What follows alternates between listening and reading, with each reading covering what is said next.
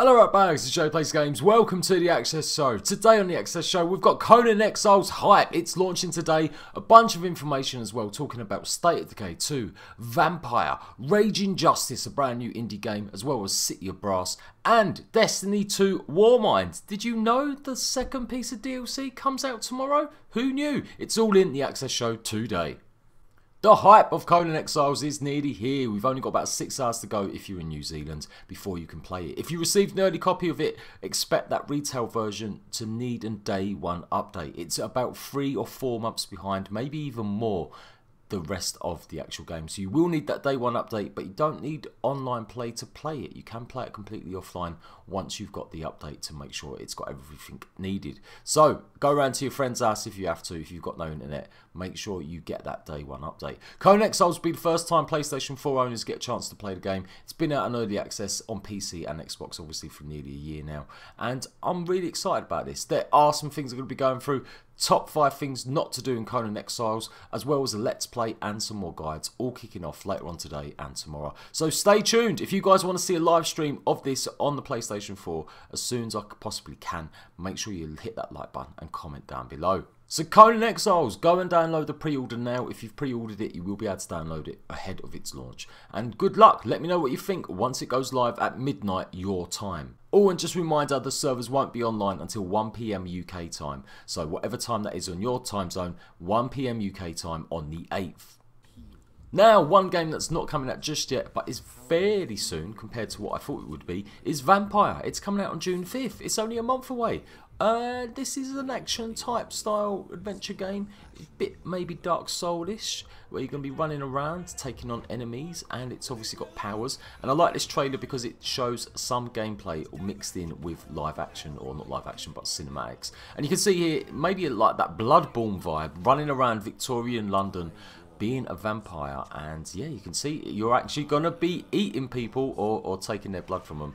No idea what that is, if that concept is just she's just innocent and that's it, you're taking her blood away. Who knows? I don't know if you're gonna end up killing her completely, but it gives you powers and you got to wrestle with your conscience and you got to be discovering stuff. You will be sacrificing people like this quite a lot to eat them and to get powers and to sustain. So the combat looks okay. Some of it looks a bit hokey. I'm not too impressed with the bars and the menus above the characters there. That looks a little bit too gamey for me, a little bit too basic. But definitely the cutscenes look pretty sumptuous, and if it's got a decent story to it, it'd be really interesting to see what it's like playing a character where you eat people or you take their blood just to succeed. Obviously you've got other tropes there as well. Look at that big giant. Looks more like zombie-ish, ghostish characters. The moveset does look pretty interesting, so yeah, I'm looking forward to this. I'm going to be showing this a little more. I'll be giving you guys a little bit more information. We'll do a little few preview videos before launch on the 5th of June, and you guys let me know what you think about Vampyre, coming very soon. Now, Destiny 2, yes, as I said, it's got an update and it's got a piece of DLC. Does anyone actually care? Is anyone actually playing Destiny 2 still? You let me know if you're a hardcore survivor of Destiny 2 and all the bullshit that went on with its development and launch. But yeah, it's set on May. It's going to be starting tomorrow, and apparently around lunchtime you're going to be able to play it. Now, it will be down for a few hours while they update stuff, but apparently you will be able to download the DLC, so it's almost ready. I can't say I've seen anything about Warmind. I can't say I've seen too many trailers. I've just not seen any news outlets cover it as much. It really feels like Destiny 2 really is dying. And it's pretty much they killed it themselves, so they've only got themselves to blame. But are you hyped for it? Let me know. I've still got Destiny 2 sitting on my PS4. I've not touched it since launch. I just can't bear it. It's just so awful. But will the DLC tempt me back? You guys, I want some genuine feedback whether or not the new DLC is any good. Let me know. Come and talk to us in our Discord section and let me know whether or not I should be trying the new DLC. I've not tried the first DLC, so to be fair, chances of me playing this are literally 0. But convince me. Tell me Destiny 2 is great. This week also sees the release of 2 indie games. One's already come out, City of Brass, over the weekend. We'll be showing that off. And this one, Raging Justice, a homage to the Streets of Rage games. This game has been in development for a long time. This video is from 2014. Fast forward to 2018 and it's finally coming out. It's in homage, like I said, to Streets of Rage. I used to love them games back in the day. I used to play them all the time. So I'm quite interested in this. It's just an indie little game. It's an indie little smaller one. It is made by some ex-Rare devs, so maybe they jumped ship before they released Sea of Thieves. But yeah, it's looking pretty cool. I like the idea of this. So it is part of my Patreon giveaway this month. So hopefully my patrons would enjoy whoever wins this copy. But it's just a little bit of a side-scrolling classic. And it looks really good. I like the character models. I like the way it looks. Hopefully if you've got good move sets as well, and you know, maybe you can upgrade your character and stuff, that'd be really important for the game. And expect to see this. I'm going to show this on my channel as well. City of Brass was released over the weekend. In fact, I think Friday last week it came out. It's a really good roguelike. It's available on Xbox One, PS4 and PC. I enjoyed it. It does get a bit repetitive, but it's really ingenious the way, obviously, it just creates new levels. There's loads of different types of creatures. You can make the game really hard or really easy as you go through it. It's a bit of a learning curve. I died so many times on the very first beginning levels. But once you get into it, I just found it was just something good to play. So if you like roguelike, games that make you start from the beginning again when you die, you like a bit of a challenge, go and give this game a try. It's made by some ex-Bioshock developers as well. So I really like this. Go and give it some shot. I'll leave a link for you to go and check it out on my video that I did, and expect some sort of mini review from me on City of Brass. I'll do a proper actual mini review on it. And yeah, hopefully you'll like this game just as much as I did. Now, just to round up a few bits of information you might not know and to follow on from some other videos. I told you guys about H1Z1. It's been blowing up a little bit on my channel with the news. Well, the beta invites are finally going out. Today should see some people get some of them. By the sounds of this competition thing they've got running on, they said that they would start a competition for people to enter the closed beta. A bit of a weird one, because you've been signing up for the closed beta, which you can do at this website here. So it's odds that they're offering it as a grand prize for you to enter. I guess it really is that closed technical test that you might not be able to stream until the 22nd. The open beta does begin on the 22nd of May, so everyone will get a chance to play it then, which will pretty much be the game. But if you want to get ahead early, make sure you go to the PS4 H1Z1 website, sign up for the beta, and you may get early access to it. I showed it off earlier recently this week. I liked it, I enjoyed it. It did feel just a little bit basic and definitely felt like one of the very first Battle Royale games. I think it's still going to be big on PS4 because of the lack of choice of Battle Royale games at the moment. So let me know what you're hyped about H1Z1 for. Also stepping into the Battle Royale genre is SOS. This is a PC game, and I played this when it came out a few months ago. It was interesting because it was meant to get people to help you play the game.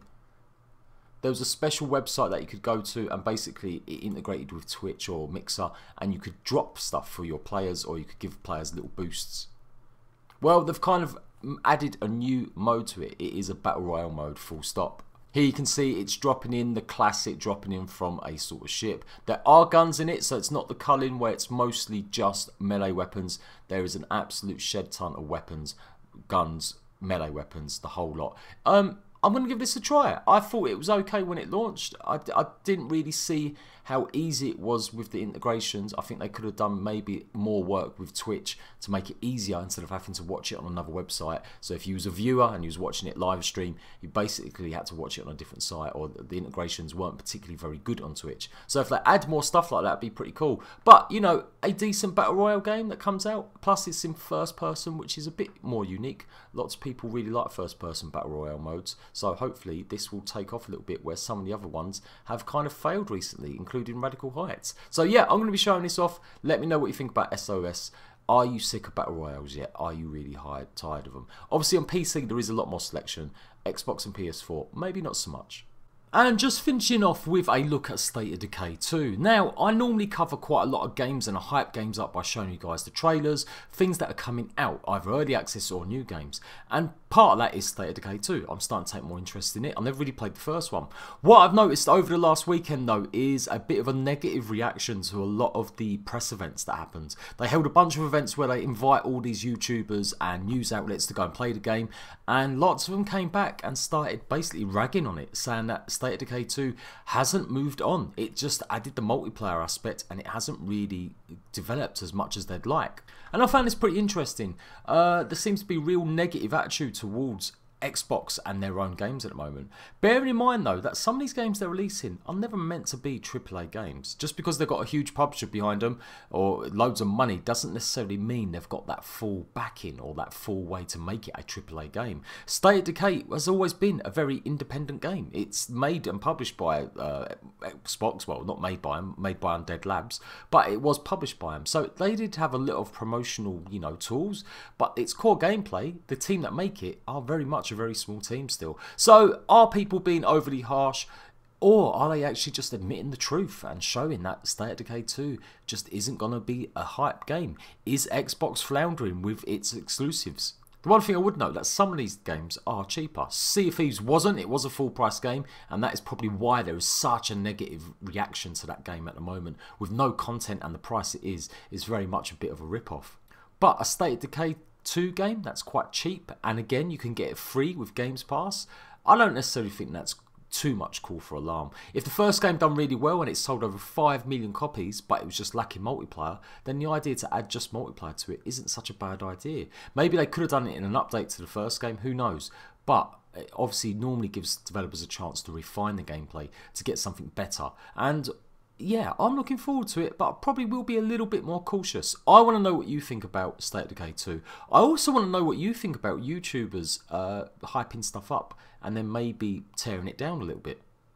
I can be guilty of that too. There's loads of games that I've hyped up and then realised they're absolute shit. Are you happy that YouTubers have got more of an opinion now, and the news outlets also, some of them aren't necessarily going to just be singing the game's praises? It's definitely a turn in the tide that I've seen in the last year. More and more YouTubers and more, you know, streamers and news outlets are becoming more and more critical, which is great for the gaming industry because it means it bucks them up to produce better goods. On the flip side of that though, sometimes I think we can always be a little bit overcritical, particularly on some games. You let me know what you think about that in the comment section down below. And that is it for the Access Show. Make sure you stay tuned for all the early access information you need about games coming out on Xbox One, PS4 and PC. And of course, be ready for Conan hype! I am Jade Plays Games. Make sure you hit that like button and I'll see you ratbags very soon. Bye bye!